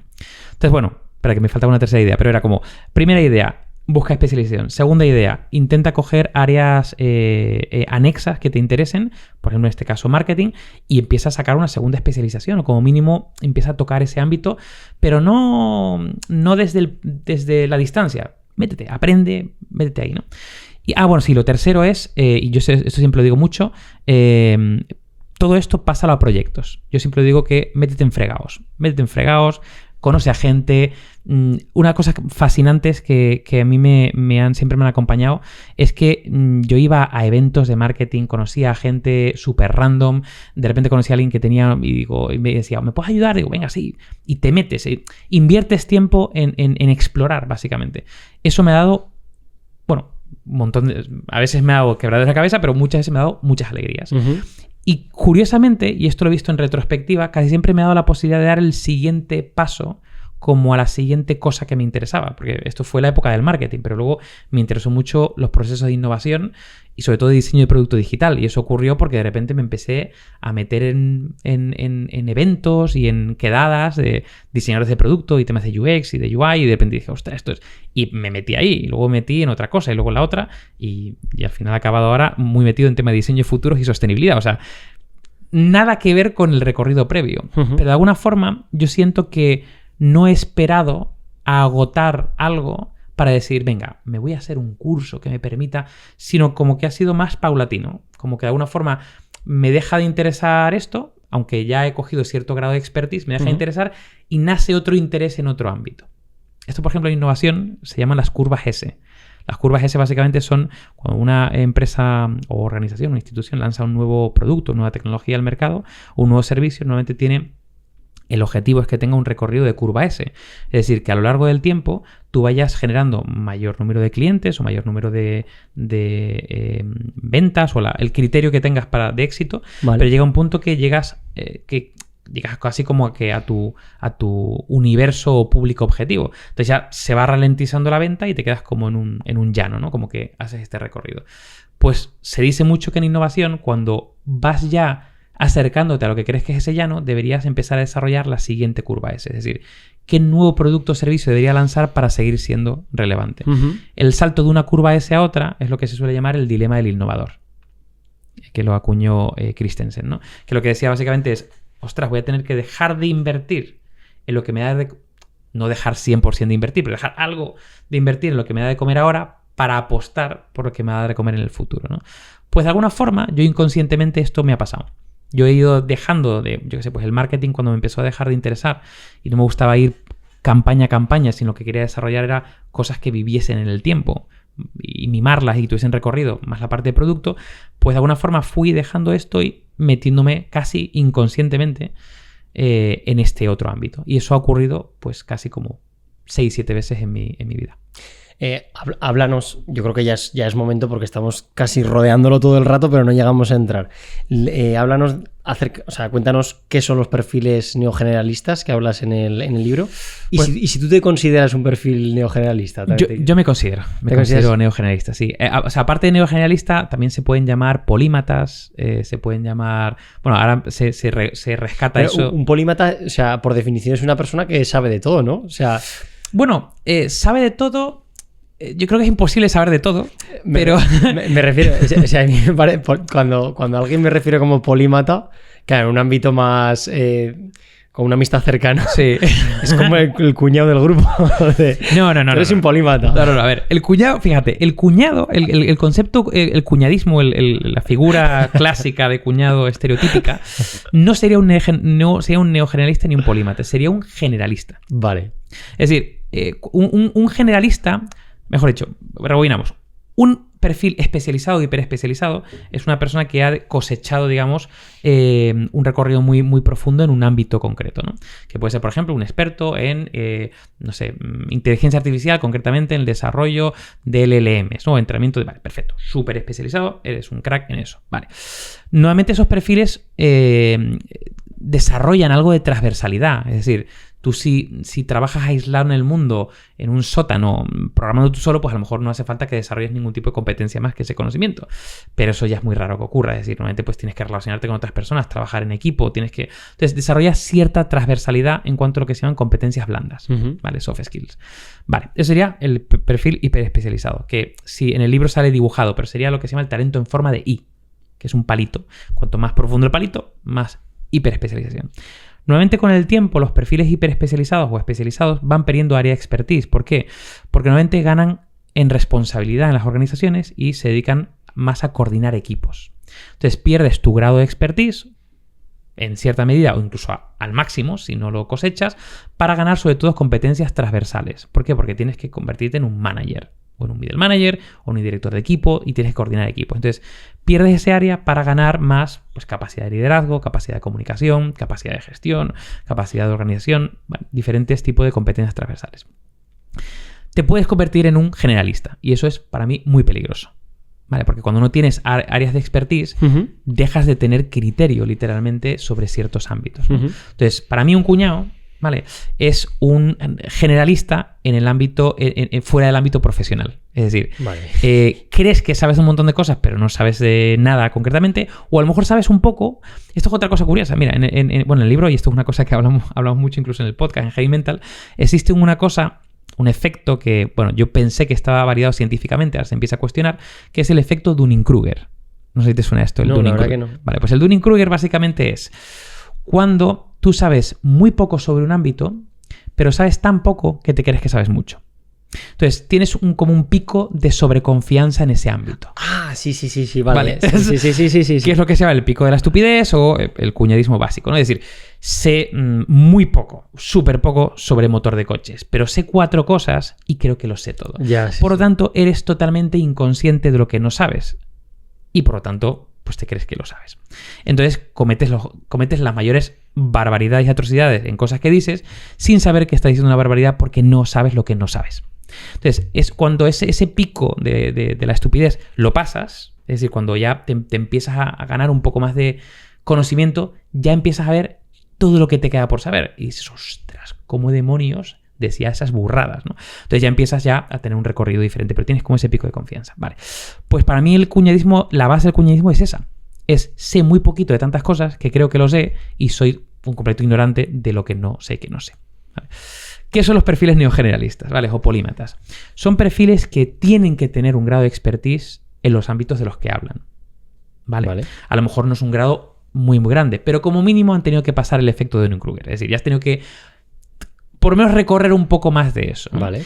De hecho, los perfiles polímatas y neogeneralistas suelen ser polímatas que tienen un cierto nivel de humildad. Es decir, mira, yo no tengo mucha idea sobre este tema, esto es lo que yo sé, a ver si te sirve, pero además se quedan con la copla de decir, ostras, creo que no he sido muy fino en esto, creo que he rozado mi límite de conocimiento, por tanto, me voy a empollar. Me voy a leer libros o a hacer... Entonces, Un perfil neogeneralista y polímata es un perfil que tiene, con el tiempo, desarrollando diferentes áreas de expertise y está en una especie de constante labor de aprendizaje. Y uno de sus principales factores es la curiosidad innata, que la desarrolla en el tiempo, ¿vale? Ese es un poco ese perfil, ¿vale? Uh-huh. Entonces, cogiendo ese hiperespecialista y generalista, un perfil neogeneralista es el que une ambas cosas. Uh-huh. Tiene varios grados de expertise, algunos son hiperespecializados, otros son especializados, otros saben muy poquito, ¿vale? Pero sabe que sabe poco. Y luego tiene diferentes competencias transversales que le permiten desarrollarse de manera bastante ágil en diferentes organizaciones, diferentes contextos, diferentes industrias, diferentes retos, como que tienes ese plano. No saben de todo, pero aspiran a saber lo más posible de todo. Esa sería un poco la aspiración. Es un poco la dedicatoria que hacíamos en el libro para todo el mundo, ¿no? Esto va para aquellas personas que su objetivo es ser sabias.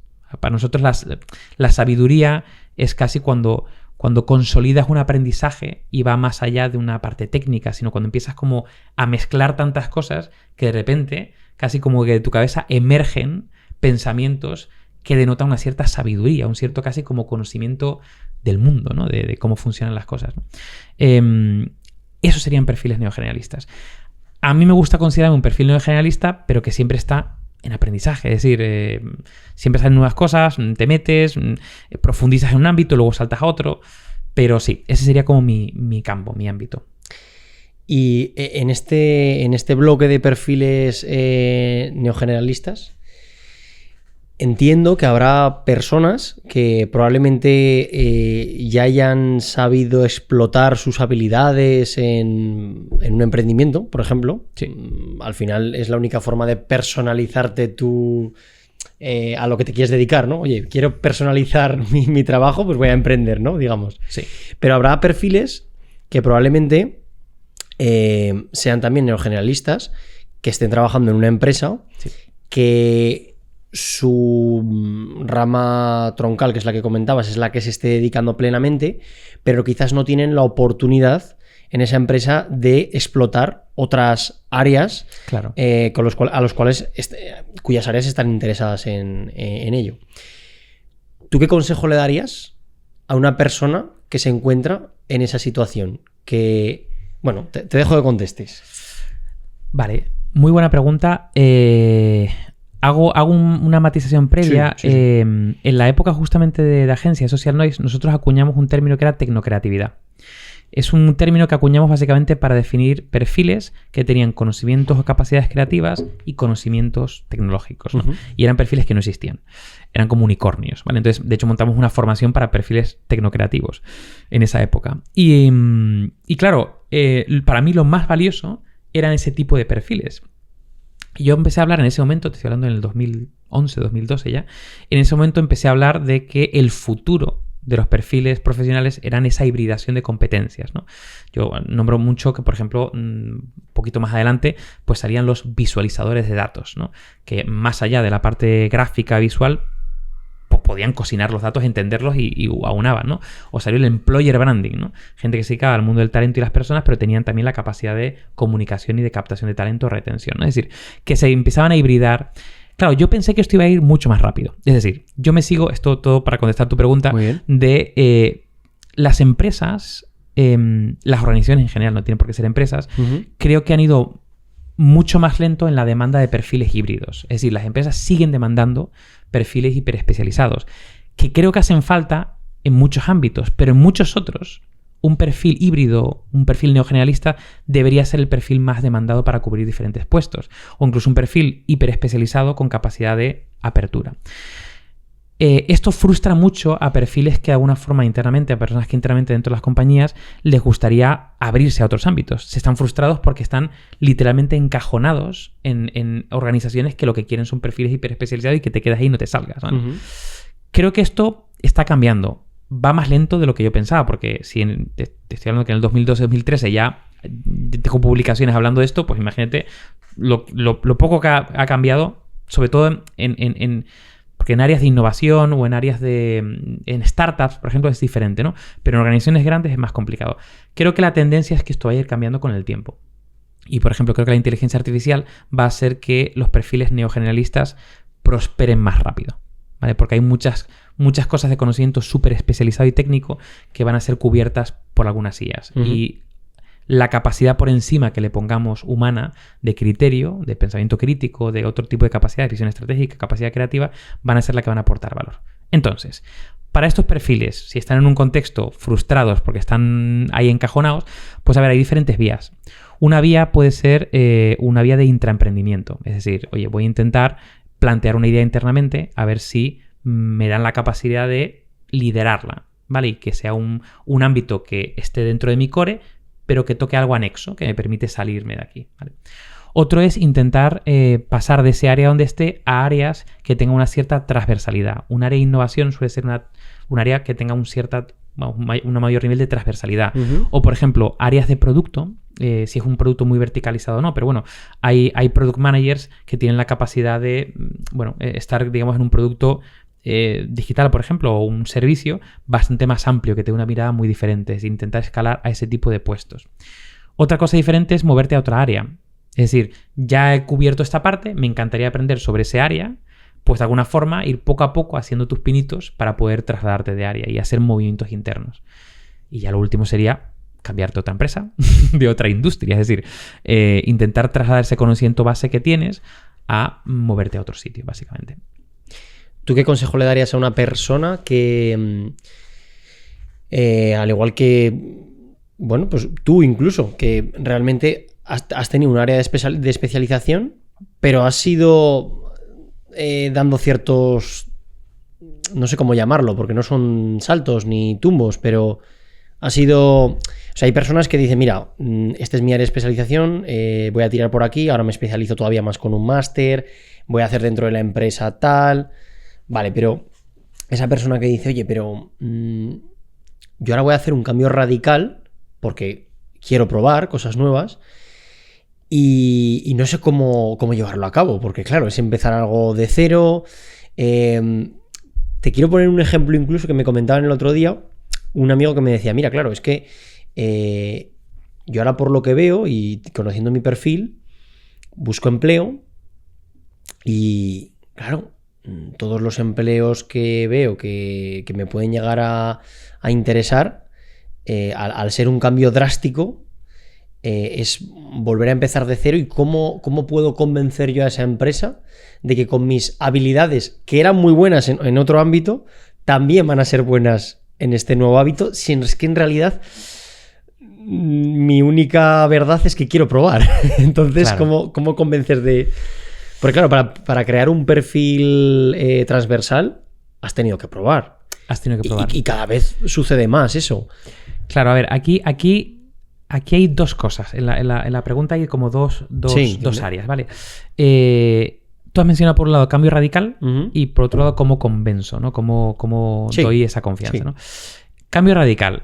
Yo no creo mucho en los cambios radicales. Es decir, creo que es mucho más natural que sea paulatino.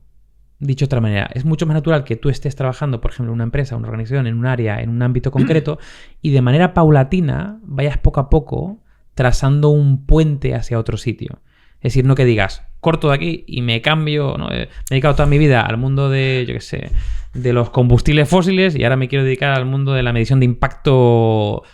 Ostras, pues no sé, pues a lo mejor si te dedicas en combustibles fósiles exactamente a ese ámbito de medición, pues a lo mejor, pero si te quieres dar ese cambio tan radical, ostras, pues sería bastante más sencillo probablemente hacer algo de manera paulatina. Pues oye, empezar a hacer una formación concretita en ese ámbito. Internamente dentro de la organización decir, oye, a lo mejor me puedo empezar a hacer alguna cosa vinculado con eso que quiero hacer. Y si empiezo a ir a eventos o a comunidades de esta peña que se dedica a esto, y si... Entonces, generar como una especie de ramas que luego cuando llegues, porque siempre hay un salto, pero no es un cambio radical, hay un pequeño salto, ¿no? Cuanto más cerca traces el puente, más fácil va a dar ese salto, porque le puedes dar una confianza a esa persona y decir, mira, me he dedicado a esto, pero llevo un año pues haciendo esto, lo otro, he estado en esta comunidad de emprendedores que hace esta movida, me he hecho este curso, no sé, como que de alguna forma la radicalidad del cambio es menor, es un salto más pequeño. Y luego, para dar ese salto, que siempre se da ese salto, ¿vale? ¿Cómo puedo convencer o cómo puedo transmitir confianza o cómo puedo persuadir a esa persona de que tengo esa capacidad, ¿vale? Pues a ver, aquí por un lado, creo que tu propio storytelling es importante. Es decir, una cosa que yo casi lo hago cada año. Yo me reviso mi storytelling. Es decir, ¿cuál es mi historia? ¿Para qué hago lo que hago y cómo he llegado aquí? ¿Y qué decisiones he tenido que tomar? Entonces llega un punto que dices, joder, he hecho tantas cosas que cómo demonios... Vale, pues, ¿cuál es mi línea transversal o mi constante? La innovación. Vale, pues ya está, pues innovación. ¿A qué me dedico ahora? ¿Qué he hecho esto? ¿Por qué me he metido en esto? Entonces, de alguna forma, todas esas justificaciones, cuando tú armas tu propia historia y la consigues transmitir, creo que es mucho más... transmites mucha confianza, porque no es que hayas ido dando tumbos, no, has ido trazando puentes, que es muy diferente, ¿no? Entonces, el tema de storytelling es importante. De hecho, creo que la capacidad comunicativa es un valor fundamental transversal de cualquier neogeneralista, es decir, la capacidad de comunicar. Sí. Y luego, por otro lado, que además le dedicamos un capítulo en el libro, creo que hay técnicas de persuasión e influencia. Hay técnicas que están ahí muy, muy, muy concretas que te permiten, y aquí siempre pongo el matiz, la persuasión y la influencia no tienen nada malo. La manipulación sí. Es decir, la diferencia radical entre ambas es, la manipulación es básicamente transgiversar la verdad o tu verdad, o engañas literalmente para conseguir nuevamente un output, un resultado que te beneficie a ti y a lo mejor incluso a otra persona no. La persuasión es básicamente utilizar diferentes técnicas que llevan a que una persona seguramente haga lo que haría, pero de forma más rápida o de forma... y nuevamente para beneficiar una situación concreta. Es decir, tú crees realmente que va a generar un valor para la compañía y la compañía te va a generar un valor a ti porque te va a permitir. Bueno, hay diferentes técnicas de persuasión e influencia que pueden ser muy beneficiosas en ese momento de entablar una conversación donde tienes que convencer a alguien sobre algo. Entonces sería como mi segunda recomendación. Pero el storytelling, el para qué haces lo que haces, es muy importante. Ahí hay un autor que, bueno, se ha quemado muchísimo, o lo han quemado muchísimo el discurso, que habla sobre todo de las marcas, pero yo creo que tiene una aplicación directa a las personas, que es Simon Sinek, ¿vale? Que tiene una cosa que se llama la teoría del círculo dorado, y es una teoría de 3 círculos, y creo que estructurar tu discurso personal, profesional, con eso creo que puede ayudar mucho, como consejo. Eso, además era una pregunta que te quería hacer porque creo que al final hay... es como la analogía del estudiante que sale de la carrera y está un poco perdido y no sabe por dónde tirar, como la persona que se encuentra todavía en el ámbito laboral, ya una avanzada edad incluso, en la que dice, es que hay varias cosas que me interesan y no sé cómo liderar este cambio, no sé cómo afrontar este cambio. Y me parece que hay un pequeño símil. Hay un pequeño símil, claro, hay un pequeño símil, pero fíjate, la clave en este caso es tus dudas internas, que todas las tenemos, y me quiero dedicar a esto y no sé qué, y si puedo hacer esto y me encantaría hacer esto, pero a lo mejor no tiene salida, y que esas dudas internas de alguna forma cuando se trasladan hacia afuera, hacia una persona que más te interesa convencerla sobre que, joder, puedo aportar valor, pero a lo mejor no tengo el recorrido suficiente como para demostrártelo con qué he hecho, ¿no?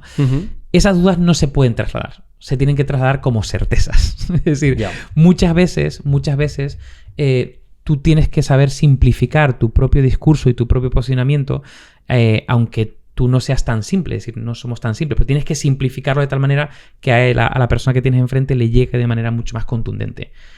Luego, a partir de ahí, saldrán 1000 cosas, pero creo que es importante trazar bien ese discurso.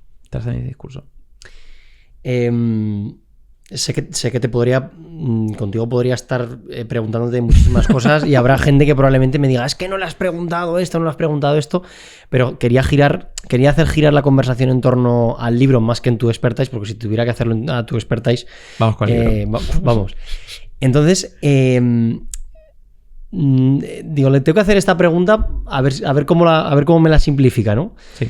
Tú, en cada paso que has dado en tu vida, o sea, carrera, después, o sea, sí, vamos desde ese punto, carrera, sales de la carrera, tienes que elegir un trabajo, emprendes. En cada paso que has dado, y ahora ya viéndolo con retrospección, y haciendo un poco como haces en el libro de, con este capítulo me quedo con, pues, ¿tú con qué te quedarías con cada paso que has dado en tu vida?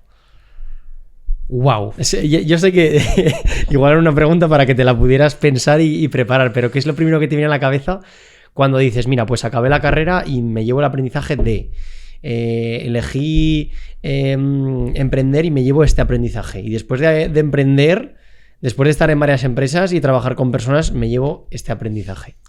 O sea, los aprendizajes de cada etapa pueden ser infinitos. Voy a intentar escoger uno, pero no, a lo mejor no es el más importante, pero es el primero que me va a venir a la cabeza, ¿vale? Por simplificar. Es lo que quería, Vale. Yo al terminar la carrera, yo ahí lo que me he llevado más cosas a posteriori, pero lo que me llevé de manera inmediata, justamente ahí, es la gente, es el grupo, es los contactos que haces en la carrera, porque son amigos que son para siempre, son los que haces ahí de alguna forma se consolidan de una manera muy fuerte. Y yo la verdad que, y yo lo sigo manteniendo, hay gente que hace tiempo que no veo, pero hay gente muy muy cercana, ¿no? Como puede ser Marta, Víctor, gente que está muy cercana de la carrera. Entonces yo me llevo ahí, digamos, la consolidación de una comunidad muy muy fuerte de amistad y de profesionales que nos seguimos en el tiempo. Eso es lo que me llevo por antes de la carrera. A posteriori quizá me lleve más cosas, por ejemplo, cómo me ayuda a amueblar la cabeza a la hora de tomar decisiones o de entender el mundo, o incluso cómo me favoreció el tener una cultura del esfuerzo, ¿no?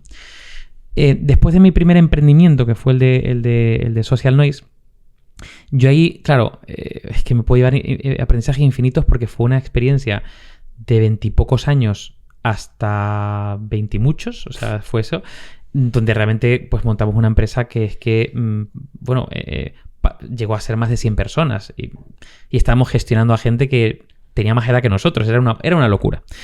Yo ahí lo que sí que me llevo es probablemente la necesidad de un punto de inconsciencia para hacer las cosas. Nosotros éramos unos inconscientes, éramos unos locos. Y gracias a eso hicimos cosas que nunca hubiéramos hecho si nos hubiéramos parado a pensar, esto es imposible hacerlo. Entonces yo creo que ahí, siempre que quieras innovar, que quieras hacer algo, va a haber una vocecilla interna que te diga que es imposible.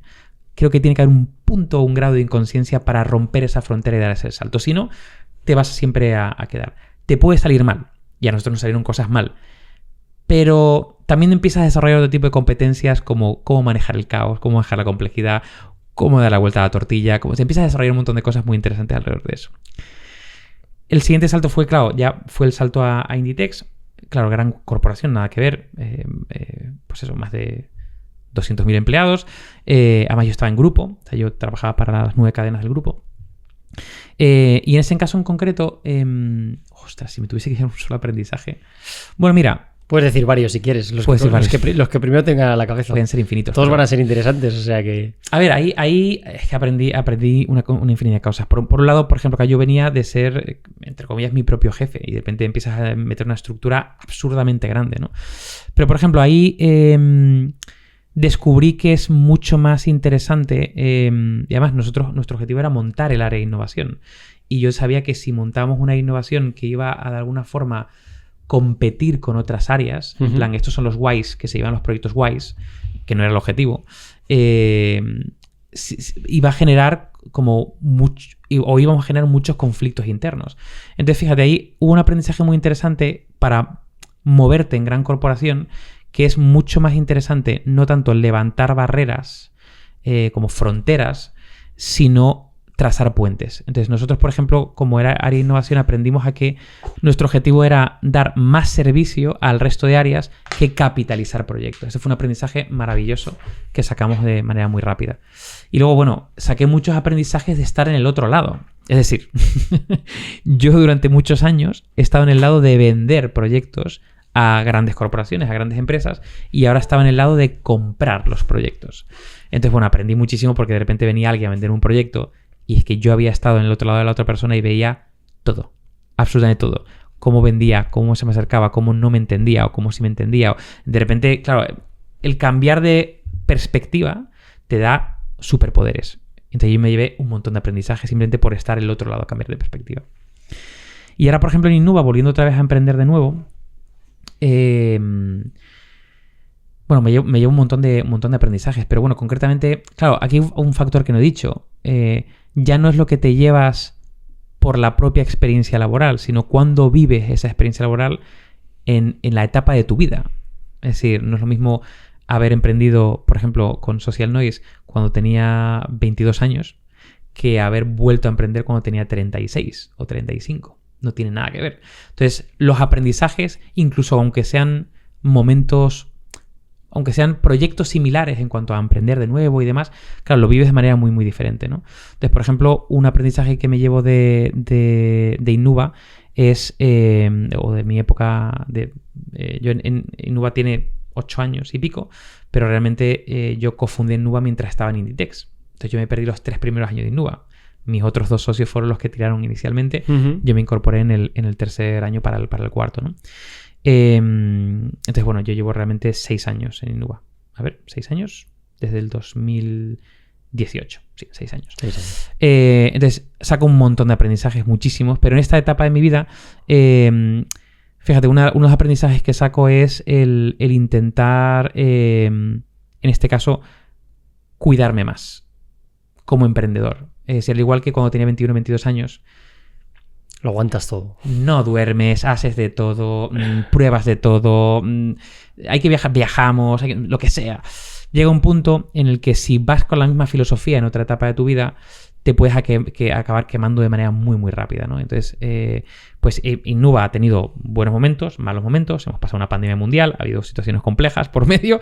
Entonces, realmente yo he pasado por diferentes etapas donde casi como que premias el proyecto por encima de cualquier cosa y te das cuenta que si tú no te cuidas, no hay proyecto, literalmente, ¿no? Y hay cosas que hay veces que no aguantas, literalmente, ¿no?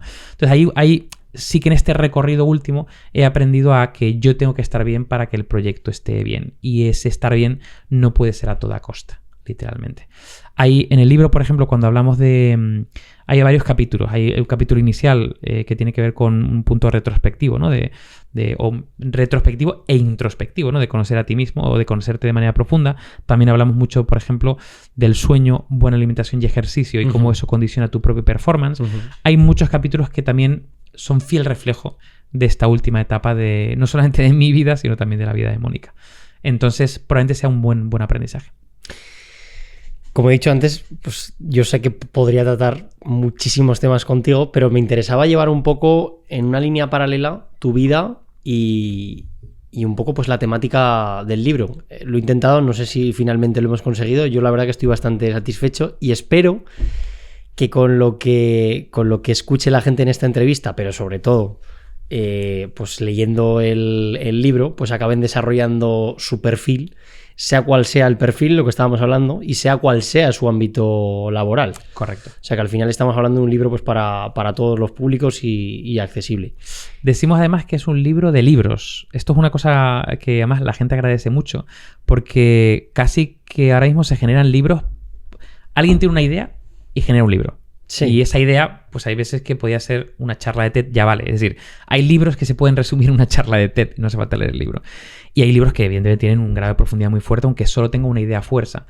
Nosotros teníamos la duda de ese planteamiento y decidimos hacer un libro de libros, es decir, un libro que no se pudiese resumir en una charla de TED, porque es imposible, porque cada capítulo del libro podía dar para hacer 3-4 libros, ¿no? Entonces, el libro, digamos que es como una guía, o sea, se puede leer casi como en formato guía, y al final del libro hay una bibliografía que está muy, muy, muy bien escogida. Estoy muy orgulloso de la bibliografía, y la gente, una de las cosas que más valora en el libro es que no solamente ha aprendido con el capítulo, sino que puede seguir aprendiendo en la parte bibliográfica. Además, la bibliografía, cada capítulo tiene una parte obligatoria, es decir, si quieres seguir aprendiendo, cógete estos libros, y una parte ampliada. Y cada capítulo lo tiene, y ya te digo, está muy, muy bien escogido para poder profundizar, porque muchas veces, yo que sé, alguien se lee esto y dice, ostras, me ha encantado el capítulo de persuasión y influencia, me encantaría especial... Vale, pues tienes 3 libros ahí maravillosos para seguir profundizando en eso. Además, también tienes, según decís, si no me equivoco, hay como 3 formas de leer el libro. Correcto.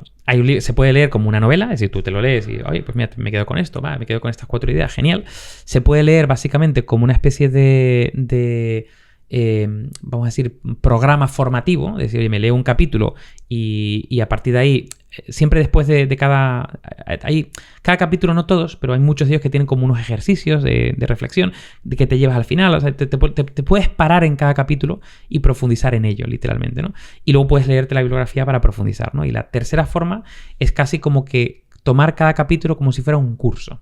Es decir, me leo el capítulo, me leo la bibliografía y luego tenemos una web que es libroupgrade.com, que además hay muchos QR en el libro para ir para allá, que hay contenido complementario. Entonces, claro, ya no te lo lees el libro a lo mejor en un mes, sino que cada capítulo a lo mejor le puedes dedicar un mes a cada capítulo para profundizar, ¿no? Entonces, se puede leer, incluso yo creo que también es un libro de consulta. Tú te lo puedes leer una vez y de repente 3 meses después decir, ostras, esto de diseño de futuros, voy a cogerme de nuevo el libro, ves cosas, ves las referencias, coges una bibliografía. Entonces, creo que es un libro que tenerlo a mano es interesante para desarrollar diferentes ámbitos y seguir profundizando.